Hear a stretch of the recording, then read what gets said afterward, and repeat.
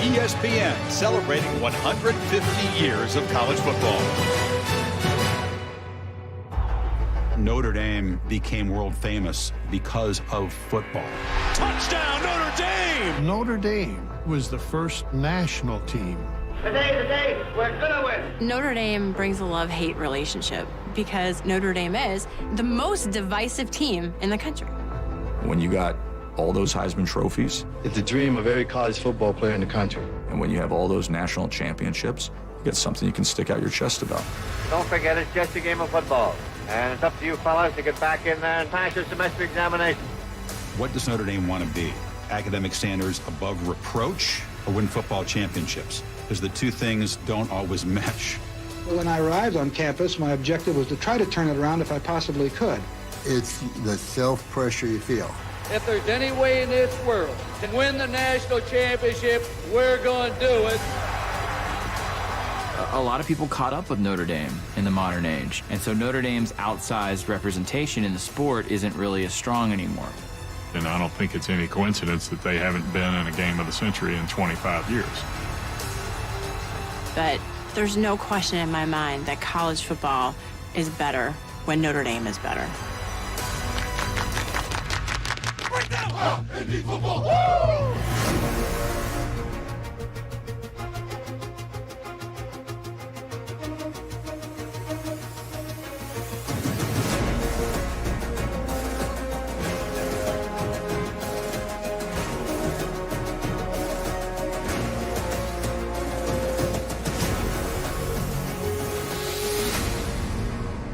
The American Game, presented by Cintas.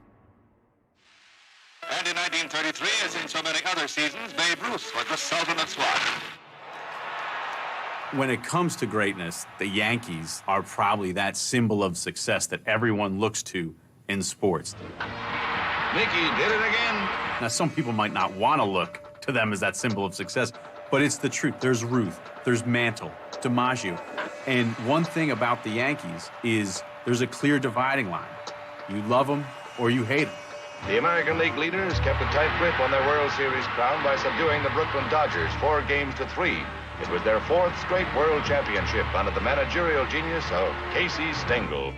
It's the same with Notre Dame when it comes to success. You have these legendary coaches, these icons, Rockne, Leahy, Farsegan. You have MVPs on the Yankees. You have Heisman Trophy winners at Notre Dame. All-American Johnny Latner, winner of this year's Heisman Award. You have Derek Jeter with the Yankees. You've got Joe Montana for the Fighting Irish. It's the same. It's a beautiful day out at South Bend. Perhaps no place in the world is more famous for fine football than is the University of Notre Dame. For here at the University of Notre Dame on the campus of South Bend have come some of the football immortals that have made history in this great American game. You have to understand the history of Notre Dame itself to understand how the football dynasty came about.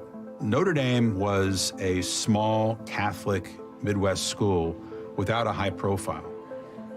And these Notre Dame players were working class immigrant boys who were also Catholic at a time when the country was really anti-immigrant and anti-Catholic.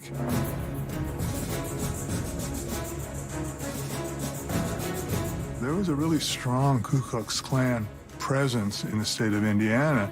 The KKK was marching down Main Street of South Bend, Indiana, against not blacks or Jews, but against Catholics, Irish Catholics. And football players at Notre Dame could not be unaware of their outsider status. At the same time, Congress passed anti-immigration legislation that radically reduced the number of immigrants that came from Southern and Eastern European countries. Notre Dame developed a kind of fortress mentality. Notre Dame was this beacon for Catholics all over the country. On November 1st, a handful of spectators gather at West Point to see an unbeaten Army team slaughter a ragamuffin squad from Notre Dame. In 1913, when Knute Rockne is a player, Notre Dame comes to New York and they shock Army using a radical tactic called the forward pass. Time and again, the play stuns the Army team. and the underdog Fighting Irish score at will. And Notre Dame is on the map. Rockne went from being a player almost directly into being a coach that built the dynasty. He brought speed and deception to the game and developed the forward pass into a deadly weapon. He was a genius in many areas. Knute Rockne made Notre Dame's football teams the most famous and most feared in the country. It's no exaggeration to say that he was decades ahead of his time. I want that shift to be slowed down, so there's no question but what we're stopping 1 and 2 10-seconds. Our shift is all laterally. It's a matter of getting the blocking angle on the defensive player, getting them out of position. It's smart football.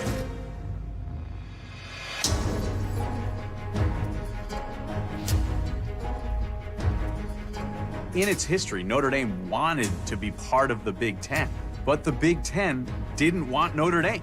Let's work hard, and then when we're playing, let's have a lot of fun out of it.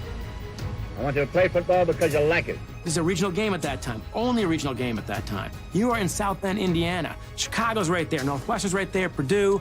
All your rivals are right there. This just makes so much sense. The Big Ten spurned Notre Dame, and part of it is a rivalry with Fielding Yost in Michigan.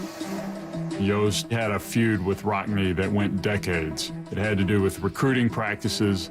Yost was anti-Catholic. That made Rockne mad, and that feud was off to the races. Another guy would have folded the tent. What does he do? He plays in New York, Boston, Chicago. Who's there?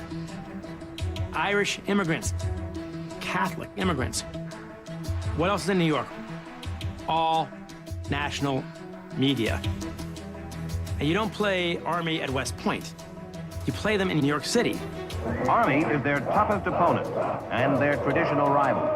And an overflow crowd of 60,000 jams the stadium. If you were a Catholic immigrant in New York City, were you going to identify with the Big Ten schools? Not really. No, you were going to identify with this place that had this golden dome and that espoused Catholicism and played some pretty darn good football. Elder intercepts an Army pass near his own goal and runs 90 yards to a touchdown. Because of discrimination against Roman Catholics in the history of our country, Notre Dame's success as a football program was something that a lot of kids at Sunday Mass could be really proud of when they all gathered to say, did you see what the Irish did yesterday? The Irish intercept right back and score a TD. In the 1930s, when schools began signing deals with the radio broadcasting companies to get compensated for their radio broadcasts, Notre Dame insisted on continuing to charge no rights. This was because they wanted to reach out to their huge constituency around the country. Notre Dame had these, as they would call them, subway alumni all over the country. People who might never see a game at Notre Dame Stadium, but they loved the Fighting Irish, primarily because they had learned about it by listening to the radio. There he goes for a touchdown! 2 in a row for Savoli! And they are just as loyal as the alums are to the university. And it's passed on through generations. There's even a Notre Dame club of Staten Island that won Alumni Club of the Year recently by the university.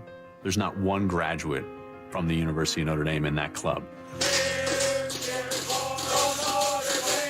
That subway alumni is the most unique thing that I've ever seen. Now, that's one thing I can say that I have not seen with any other college. Basically, if you're born Catholic, you're almost a subway alumni. And they're very, very difficult to please. We went 10-1. Everybody called me an idiot. The guy finished his last in medical school. They call him doctor. The Subway alumni expect you to be absolutely perfect, never lose a game. Subway alums are never going to be satisfied no matter what you do, and you understand that. New York had really embraced Notre Dame in some ways as a kind of home team, particularly Catholic immigrant New York. The subway alumni that were crazy about Notre Dame when they'd come out to play Army in Yankee Stadium every year. Ruth and Lou Gehrig met Notre Dame's famous coach Knute Rockne to learn football. So what's interesting is Notre Dame begins to win national championships at the same time that the New York Yankees start winning World Series. We're talking 23 and 24, and then they go on to win a series of championships all the way to 1930. So if you're anywhere in the country reading in a sports page, listening on the radio, or talking about sports, you're going to be talking about the guys in pinstripes and the Notre Dame Fighting Irish. Rockne's style worked. During the 12 years of his reign, Notre Dame piled up a record of 105 wins, only 12 losses, and 5 ties. Totals unsurpassed in the history of college football. And you understand now why Notre Dame has such great national prominence alongside a team like the New York Yankees.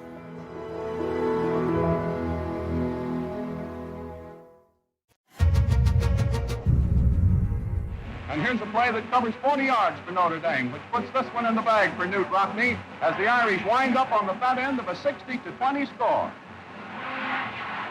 Newt Rockne, molder of great teams and of men. I don't think Notre Dame created myth and lore in American sports. I think the sports writing emphasized and amplified the lore of these athletes. Bringing your team to New York City, it's where all the media is. Every story is going to flow out of what's going on in the Big Apple.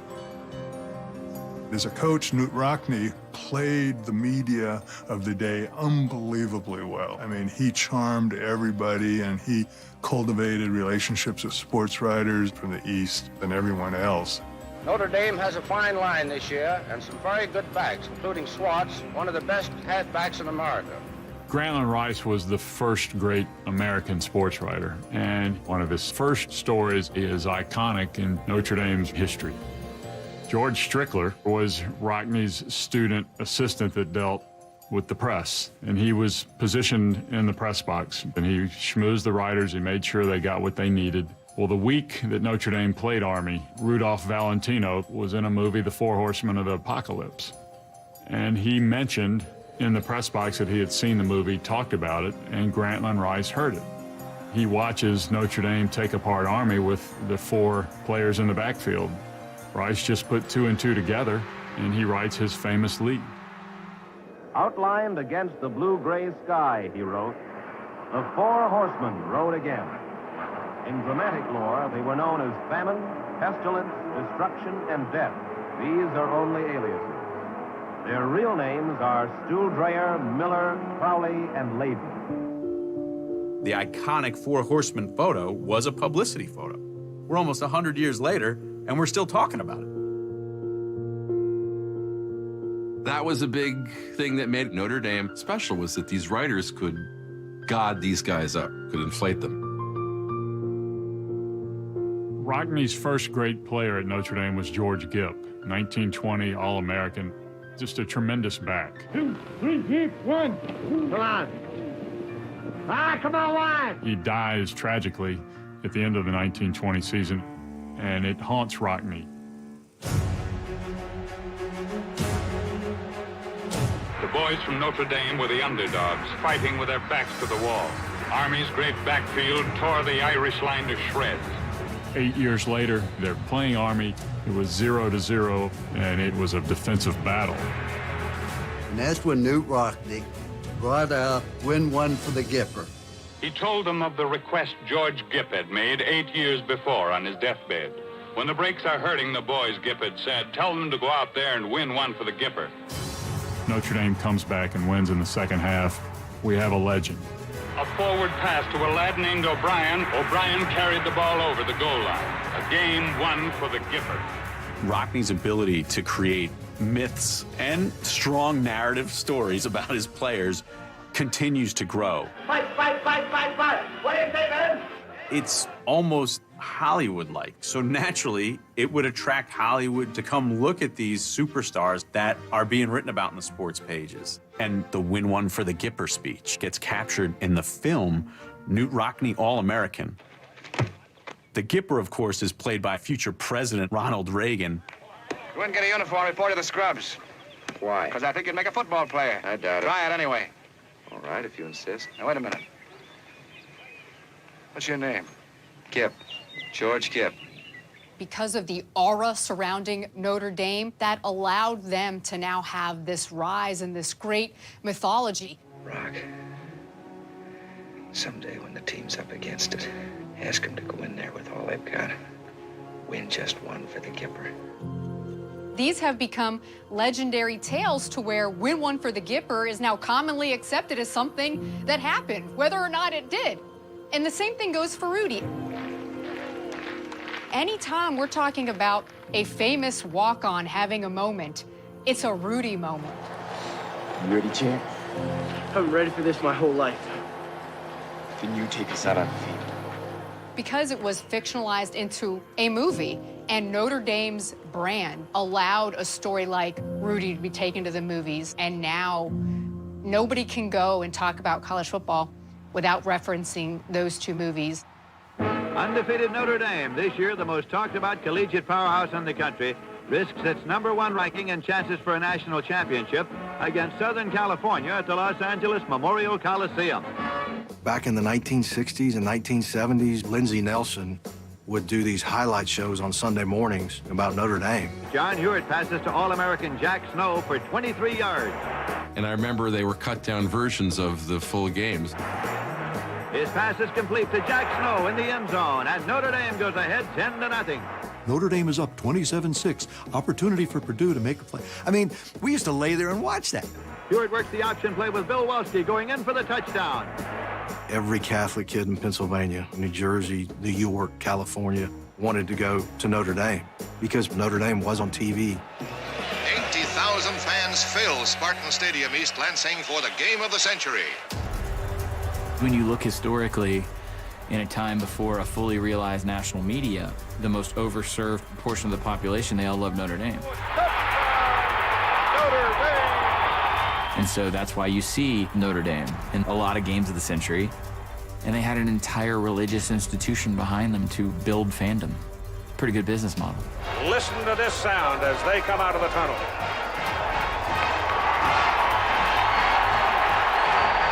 Number one, we have great national interest. Number two, we always played very, very difficult schedule. For example, if you're 10-0 and Southern Cal's 10-0 last game of the year, it has a lot of natural interest. Down the sidelines, and he's going to score. Touchdown, Notre Dame. Hype creates games of the century. Knocked away. Sean Wooden. Notre Dame wins. And Notre Dame always had the hype going. This is Notre Dame Saturday. The Notre Dame football deal with NBC to air their games in 1991 is a genius deal, really, for both parties. When you look at NBC's buy-in to Saturdays in college football, What do you want first? Give me the good news. it's minimal compared to what CBS, what Fox, and what ABC pay, because they're getting one team with that loyal following. NBC is proud to begin its exclusive coverage of the Irish home games for the next 5 years. When they got the TV deal, people thought this is going to be such a huge recruiting advantage that Notre Dame can't be stopped. They had just won a championship in '88. They were contending every year. I think people who are Notre Dame haters got very concerned. How in the world are we going to compete with this? Wide open receiver, touchdown, Notre Dame. The Irish will play very well for the next few years, too. Already 12 of the top 100 high school football players have committed to play at Notre Dame. The truth was that although it boosted recruiting in some ways, it never proved to be the huge advantage that people thought it was. Holtz had it going, but that kind of sustained excellence didn't really last throughout the 90s. And the fact is Notre Dame has not won a national championship in the era of that exclusive network TV contract. Throws it down the middle, and it is intercepted by Tank Williams. And that'll do it. A lot of people caught up with Notre Dame in the modern age. So many concepts in college football have caught up with things that they either popularized or perfected. And so Notre Dame's outsized representation in the sport isn't really as strong anymore. And now, TV money is spread lots of places. And although Notre Dame is swimming in cash, so are a lot of other teams in conferences like the SEC. Schools and conferences have caught up with Notre Dame in a lot of ways in terms of being a national presence. But the one thing that never changes is how big a story gets when Notre Dame's in the middle of it. Woody fires, intercepted, picked off by Manti Te'o, his 7th interception of this season. Sometimes all the media attention on Notre Dame backfires, and the perfect, most recent example is Manti Te'o and the story of the catfishing. Notre Dame linebacker Manti Te'o received word that his grandmother had died at the age of 72. Within hours of hearing that news, Te'o would say that he learned that his 22-year-old girlfriend had also died. Could you tell us about your girlfriend? Possibly the most beautiful girl I've ever met. But as first reported by Deadspin.com on Wednesday, Lene Kukua had never existed. There is no record of her death, no obituaries, and no funeral announcements. In fact, aside from a fake Twitter account, there is no record of her at all. This story. It's where holy. It begin? I feel somebody's very disturbed, and I'm not sure who. He ended up becoming the subject of ridicule, and so did Notre Dame, because of who Notre Dame is, what they stand for. I'm not sure that the Manti Te'o story becomes as big as it does if it happens at a school like UCF. But because it happened at Notre Dame, it became a huge scandal.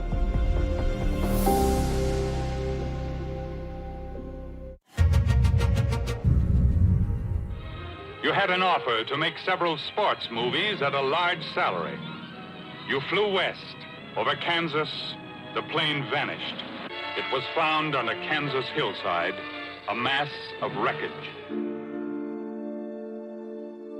When Rockne died in a plane crash in March of 1931, it was really the first American celebrity death.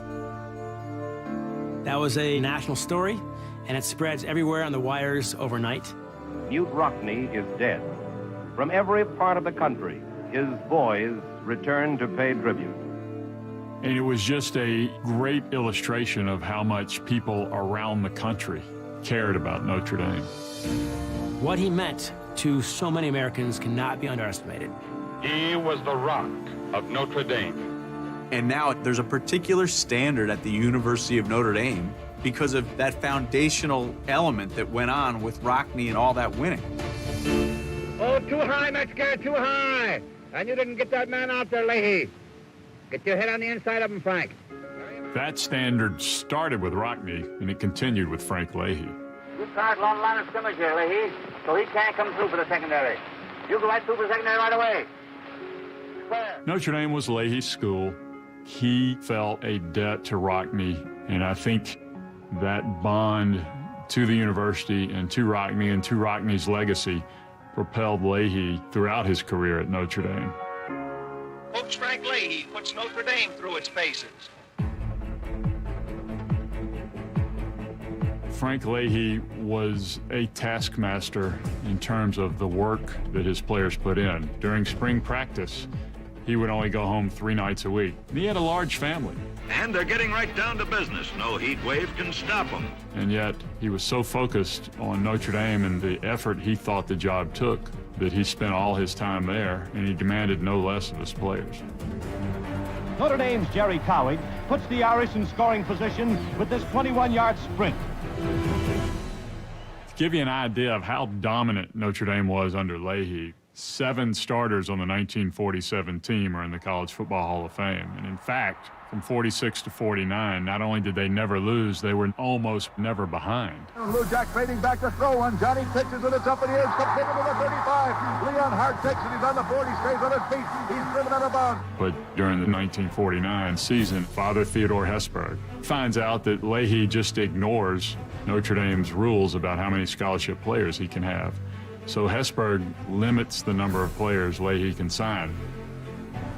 He worried about the possibility that Notre Dame would have this reputation as a football factory, so he intentionally tried to tamper down the emphasis on football. Leahy was able to recruit just about every great Catholic high school player in the country, and that allowed Notre Dame to dominate throughout the 40s. But when Father Hesburgh came in and cracked down, that advantage slipped away. Given Leahy's desire to succeed, it really gnawed on him. It made him physically ill. He had stress issues that endangered his life. So October of '53 at Georgia Tech, Frank Leahy collapses in the locker room. People thought he was going to die. He winds up surviving But it turns out a lot of this was driven by the stress that he had put on himself. There was just this level of perfectionism. I mean, you win that many games over a course of a short period of time, and then you're expected to keep that up? Age 45, Leahy retires. Coach Frank Leahy resigns his gridiron post. One of the winningest of fighting Irish leaders, second only to the immortal Newt Rockne. That's a burden that was unique to Notre Dame for a long time, because the expectations and the level of expectation for that job were just bigger than anything else in college football. The Irish changed a lot in 4 years. Frank Leahy, Notre Dame's elder statesman of the gridiron, stepped down, and Notre Dame did slip in the national rankings. In '56, Oklahoma crushed the Irish 40-0. After Frank Leahy, Notre Dame went through a decade or so of weak teams, and then Eric Parsegian comes along. This was my coach in the 60s, and he revitalized all the Notre Dame traditions, mainly because Notre Dame still had the cachet. It still had the national reputation. Unfortunately, Notre Dame had not enjoyed a winning season in the 5 previous years, so that when I arrived on campus, my objective was to try to turn it around if I possibly could. Eric Parsegian was a terrific talent evaluator. When he came in, he moved about half the team to different positions. And the most effective change he made was with a senior quarterback named John Hewitt, who couldn't move all that well, but he had a really accurate arm.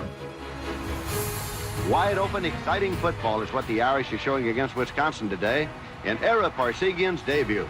And so he pulls Hewitt from the bottom of the depth chart to the top, installs him as the starting quarterback, and the Irish take off. The final outcome of winning it set the pace and got us started right and brought a renewed interest that we could win at the University of Notre Dame again.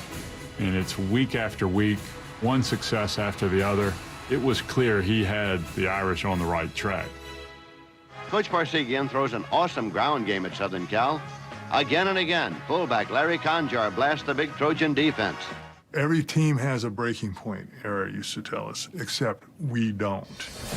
One of Era's favorite strategies was to come out for the first series of the second half and get the ball, march down the field without throwing a pass, and score.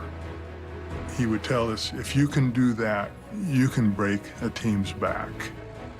The outcome of the 1966 season is a great example of the power of the Notre Dame brand. Eric Parsegian and Notre Dame are undefeated with a tie. Michigan State undefeated with a tie. Alabama's undefeated and untied.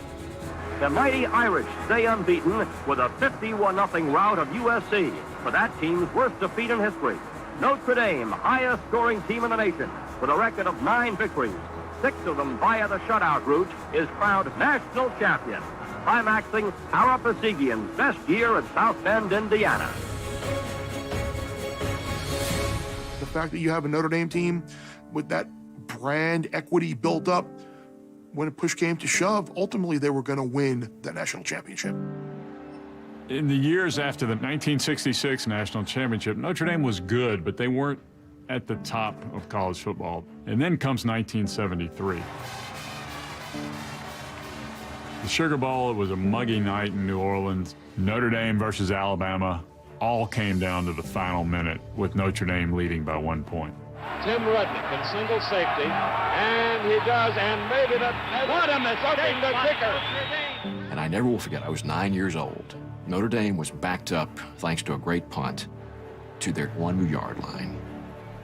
Tom Clements reverts into the end zone and makes maybe the best 3rd and 8 call in history. Clements coming out, there's a pass, and he's got his man. First down, they run out the clock, and they beat Alabama. 3 seconds left on the clock. And that's it. Notre Dame, the great name in football, is now the national champion by 1 point. It gives me great pleasure to present our winning trophy to Coach Eric Parsegian, Notre Dame. Coach! 1 year after that 1973 national championship, Parsegian was done. I mean, this was a guy who pushed himself so hard. And, you know, where have we heard that before at Notre Dame, right? Frank Leahy the same way. Parsegian was exhausted. Era Parsegan, 50 years old. If you look at Frank Leahy and Era, you had immediate success. You sustained success. It's the pressure of Notre Dame that came with that job and being the face of that program and trying to live up with what Newt Rockne built up, and then Era with what Newt and Frank built up as well. My intentions for the 1975 year are not to coach at the collegiate level or the professional level. Father Hesburgh was all up in the business of the athletic department, the football team, and there is a point where, as a head football coach, you're thinking, I won a couple national championships, got guys who won Heismans. Why are you making this more difficult for me? When he's coaching against Bear Bryant and he's coaching against legendary coaches and he doesn't see the same roadblocks for them that he sees for himself, why are you going to put up with that? It just all became too much for him, and he was done. Never sniffed coaching again.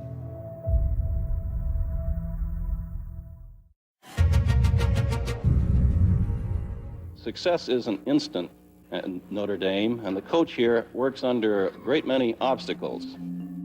Since Hesburgh's time, Notre Dame has struggled with how to become a truly great university and have a first-rate football program. And the two are not irreconcilable, but they are not entirely compatible.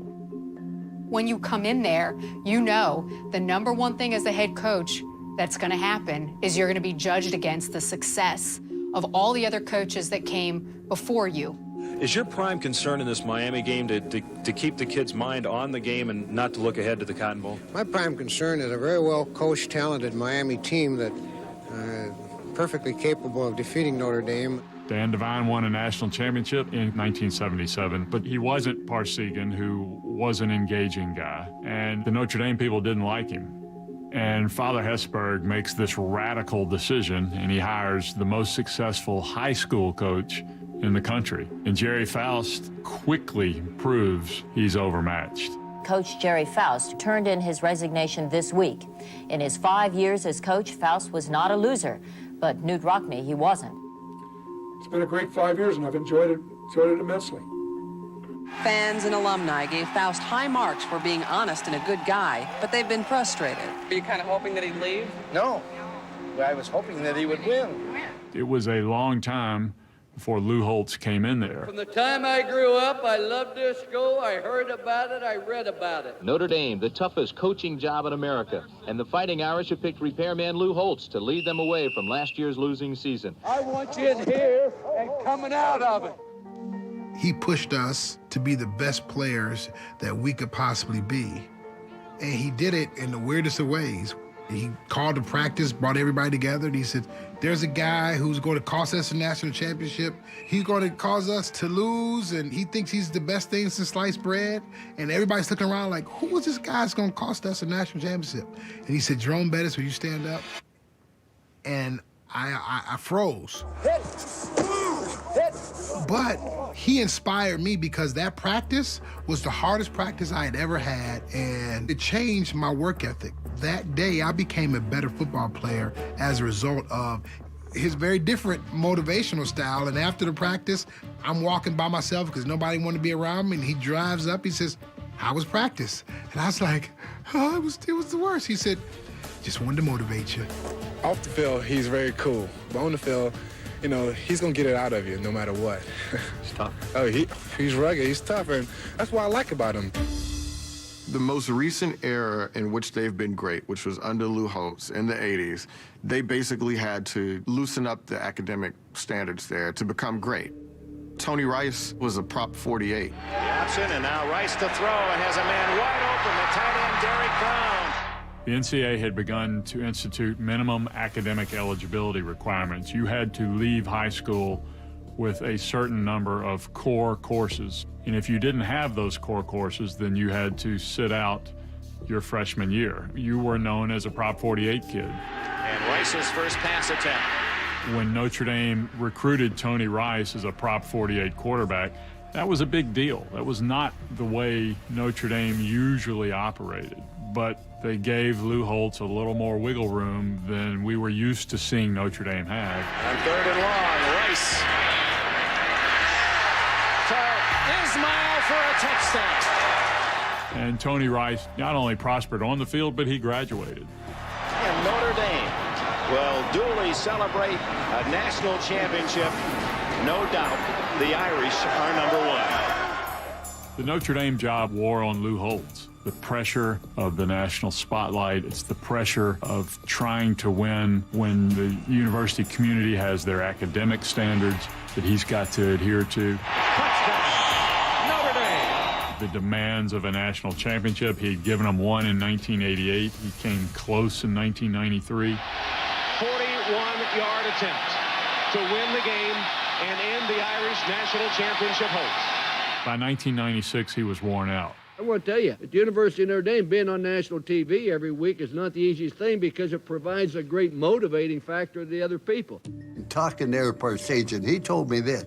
He said, Notre Dame's different than any other place you've ever been. The expectations of people are unreasonable. But he said, once you win the national championship, he said, you'll find out what it's really like to coach at Notre Dame. And he's absolutely right. Once you win, the story is going to the top. Then from that point on, the only story is tearing you down. Today I announced my resignation as head football coach at the University of Notre Dame effective at the end of the 1996 season. Nobody said, hey, you need to win this game or anything, but it's just the feeling there. It's the self-pressure you put on yourself as much as anything else. When you work at a place where Newt Rockne was or Frank Leahy, I mean, there's just some legendary figures. You had guys who couldn't handle everything that went with being the head coach at Notre Dame, where you gotta be this banquet speaker and you gotta be camera ready all the time. If you're there for 5 years, it probably feels like 15. Coach Bob Davie and his coaching staff seeking a victory to end a string of 3 tough losses. In my view, Tyrone Willingham's not in any kind of trouble, but you hear rumblings from the Midwest. Charlie Weiss goes in there, and the best thing Charlie Weiss probably ever did was he almost beat USC. Reiner gonna try to sneak it ahead. He got in. Touchdown, SC! And over on the Notre Dame sideline, wow, what a tough way to lose. The Weiss watch is finally over. Charlie Weiss out as Notre Dame's head football coach after 5 seasons. A 35-27 record with 1 bowl win. Not good enough for one of the traditional powers in the game. Of all the fan bases, I think Notre Dame's just the most delusional. I mean, how many coaches do you need to see struggle to realize maybe it's harder to win there? I am so honored to be the head football coach here at Notre Dame. There's a football coach, and then there's the football coach at Notre Dame. Brian Kelly, who has done an absolutely remarkable job with the Fighting Irish. When you sign that contract now at Notre Dame, you know exactly what you're getting into. I have to recruit players of a certain academic level, and I have to be in the conversation for a national championship on a somewhat consistent level. And the Fighting Irish have finished an undefeated regular season. The last coach to win a national championship at Notre Dame was Lou Holtz. And don't think that doesn't come up every single season, even now that we're into the Brian Kelly era. McCarron fires end zone, touchdown, Bama. Oh my, what a roadkill. And they continue to just embarrass this Notre Dame defense. There's questions about Brian Kelly. He's had opportunities to win national championships, 2 of them. Down the seam, open man, Ross again, touchdown. And in both instances, Notre Dame got embarrassed. I'm surprised. I thought they would be much more competitive than they were today. And a lot of that falls on Brian Kelly. So the question about Brian Kelly is, can he get it done? But the question moving forward is, can any coach get it done? Can any coach measure up to the legacy of all those coaches that came before them who won national championships? What's unfair about the comparison is that college football today is so different than it was back in the 1920s, 1930s, when Notre Dame was rising up. There are now 129 college football programs playing on the FBS level. The recruiting base has shifted away from Notre Dame's region into the South, into Texas, into California. And the money has changed. There are now programs in the SEC that are making upwards of $40 million a year in revenue. So as the game has changed and as the game has shifted, it has become much more difficult for Notre Dame to win national championships. But of course, those facts don't matter when we're talking about the head coach who's being judged against whether he can win a championship or not.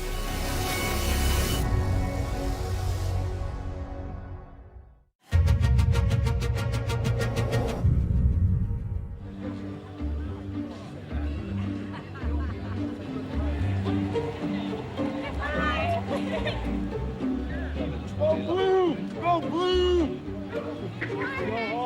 I can tell you can sure tell who aren't the Notre Dame.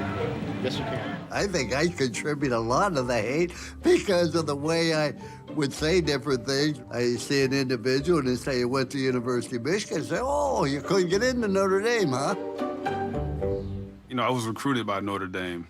Hey, I make plays, that's all too.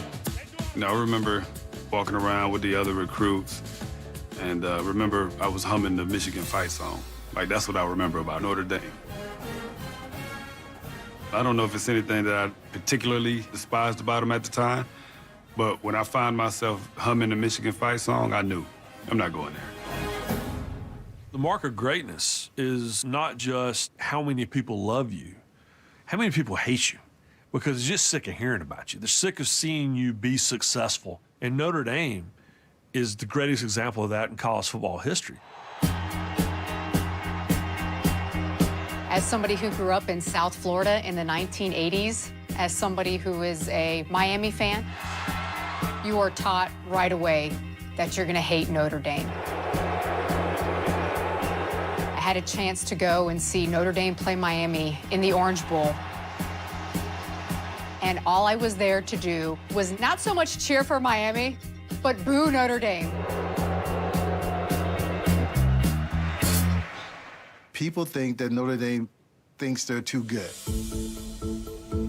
Smart guys and all this kind of stuff. So, you know, you got guys who just hate that. They hate the fact that I went to Penn State. Penn State is an incredible academic university.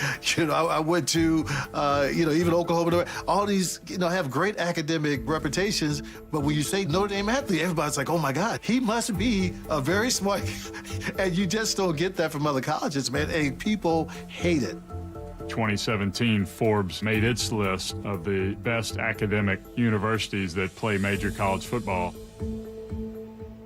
Notre Dame was 11th. McCaffrey, he's going to score. We've seen Stanford compete for a national championship title. Texas, one of the great public universities, has won a national championship since Notre Dame did. College football in general is a lot more comfortable with academic achievement than it ever has been. Stripe wide open against the zone defense. Gallen breaks a tackle, comes free, heads in zone, forget about it. You know, old SI columnists made the case Notre Dame's not nationally relevant. Well, Notre Dame is absolutely relevant. Even if they're having a down year, they're relevant because people want to watch. Fans in the South Bend, fans everywhere. They may want to watch because they root for Notre Dame or they want to see Notre Dame lose badly. Sharply pulls away, hands it to Travis Thomas, runs it right side, he'll be stopped, and so will a 43-game losing streak for Navy against Notre Dame. I don't think that you could take a school like University of Washington or even Georgia and people don't get that worked up about it. They want to see Notre Dame lose badly if they hate Notre Dame. What kind of schedule is Notre Dame getting away with? You might be saying, well, Dan, Notre Dame is an independent team. The perception from the outside is that they're above the rules of college football. They don't have to play the way everybody else does. They don't play a conference championship game. They're not going to catch him. And they get their spot without being in a conference. And it drives people bananas, and Notre Dame fans love it. And here come the pinstriped Irish. Being independent has not hurt Notre Dame yet. And the reason I say that is because Notre Dame got to play in a national championship game in the BCS against Alabama, and they made the college football playoff in 2018. Notre Dame, the first independent team to make the playoff. Those are two instances where they were not affiliated with a conference, didn't have to play a conference championship game, and yet managed to either finish in the top 2 or the top 4. Notre Dame should be banned from college football. You want to prove yourself? Join a conference. We could go to California, compete with Southern Cal, go to Texas. That's why we will not become part of a conference, because then you become regional. However, we had to have a place for the non-revenue sports to compete for the championship, whether it be in tennis or track or golf. That's why they had to have an identity with the ACC. Notre Dame has agreed to make a commitment to the Atlantic Coast Conference. They're just not getting fully married. I think unquestionably, in a host of sports, this is the best athletic conference in the country, and we will only make it better in that regard. Williams turns the corner and look out. Dexter Williams in a foot race. Can they run him down? No! The importance of independence to Notre Dame was the deal they made with the ACC. That's a great illustration. Do we need that stability in a world where it's really hard to be an independent? Yes. So they play half an ACC schedule. And Jones, a letter room. Tony Jones makes a cut, gets a block, and scores! Is that the play that will seal the playoff bid for Fighting Irish? 12-0 barely got him into the playoffs, so there's no accomplishment. Now we got to go accomplish something.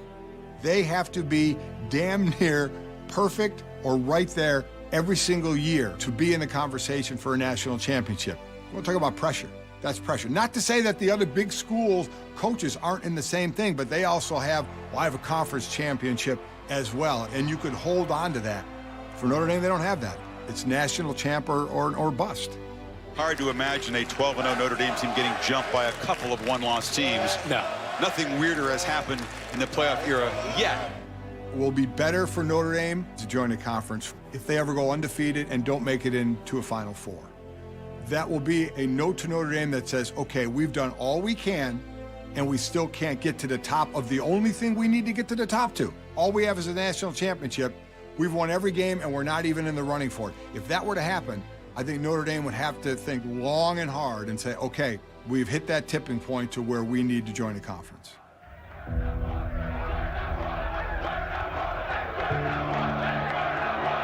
We're the best football team in the United States. They have to keep winning. They have to keep winning. At a certain point, history becomes history. Touchdown Jesus can't help you anymore. Will they be at the mountaintop? I would say they could. Am I banking on it? Are we going to have Frank Leahy? Are we going to have Lou Holtz again? I don't know. The entire sport is better when the Blue Buds are at their best. Montana going long. And Notre Dame is one of those Blue Buds. Touchdown. Notre Dame sparks passion and energy across all fan bases. There's no question in my mind that college football is better when Notre Dame is better.